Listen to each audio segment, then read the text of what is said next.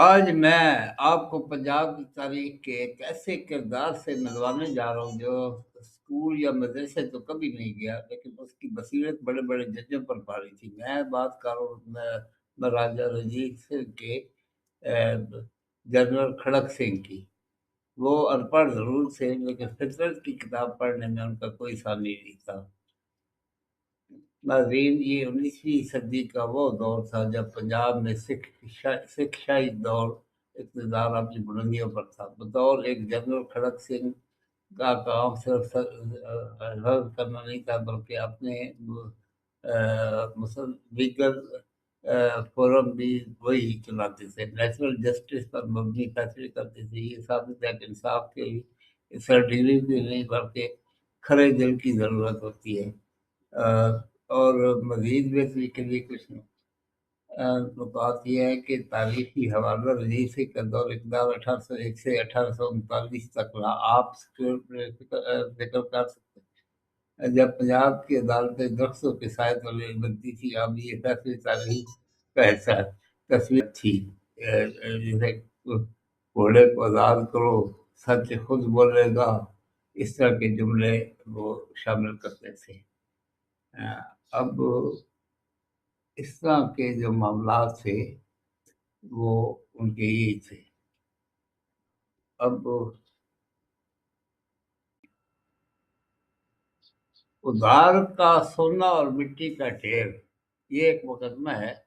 ایک شخص نے دوسرے پر دعویٰ کیا کہ اس نے اسے سونے کے زیورات ادھار دیے تھے، لیکن اب وہ مکر گیا۔ کوئی تحریری ثبوت نہیں تھا۔ کھڑک سنگھ کا فیصلہ۔ انہوں نے مدعی دعویٰ کرنے والے سے پوچھا، تم نے سونا کہاں دیا تھا؟ اس نے کہا، جناب، اس بورڈ کے درخت کے نیچے، جہاں کوئی تیسرا نہیں تھا۔ کھڑک سنگھ نے مدعی سے کہا، جاؤ اس درخت کو بلا کر لاؤ، وہ گواہی دے گا۔ لوگ ہنسنے لگے کہ درخت کیسے آئے گا؟ تھوڑی دیر بعد کھڑک سنگھ نے اچانک مدعا جس پر الزام تھا کہ جس نے سونا ادھار خریدا تھا سے پوچھا کہ کیا وہ آدمی درخت تک پہنچ گیا ہوگا؟ اس نے فوراً جواب دیا، نہیں جناب، وہ درخت تو شہر سے بہت دور ہے، ابھی نہیں پہنچا ہوگا۔ کھڑک سنگھ نے میز پر ہاتھ مارا اور کہا، تمہیں کیسے پتا کہ درخت دور ہے؟ اس کا مطلب ہے تم وہاں موجود تھے، سونا واپس کرو۔ اور اسی طرح ایک کیس ہے تیل والے کے سکے۔ ایک قصاب اور ایک تیل بیچنے والے کے درمیان پیسوں کی تھیلی پر جھگڑا ہو گیا۔ قصاب کہتا تھا کہ یہ گوشت بیچ کر کمائے ہیں، تیل والا کہتا تھا یہ میری دکان کے ہیں۔ کھڑک سنگھ کا فیصلہ۔ انہوں نے ایک کڑھائی میں گرم پانی منگوایا اور وہ سکے اس میں ڈال دیے۔ تھوڑی دیر بعد پانی کی سطح پر تیل کے قطرے تیرنے لگے۔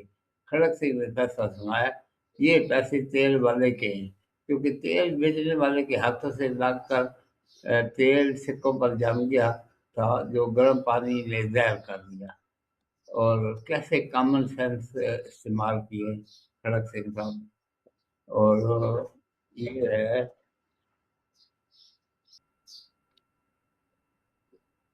اگلا مقدمہ ہے انصاف کا ترازو اور گھی کی مٹکی۔ ایک غریب بیوہ نے ایک دکاندار پر الزام لگایا کہ اس نے گھی کی مٹکی میں ملاوٹ کی ہے، یا تو تول کم کی ہے یا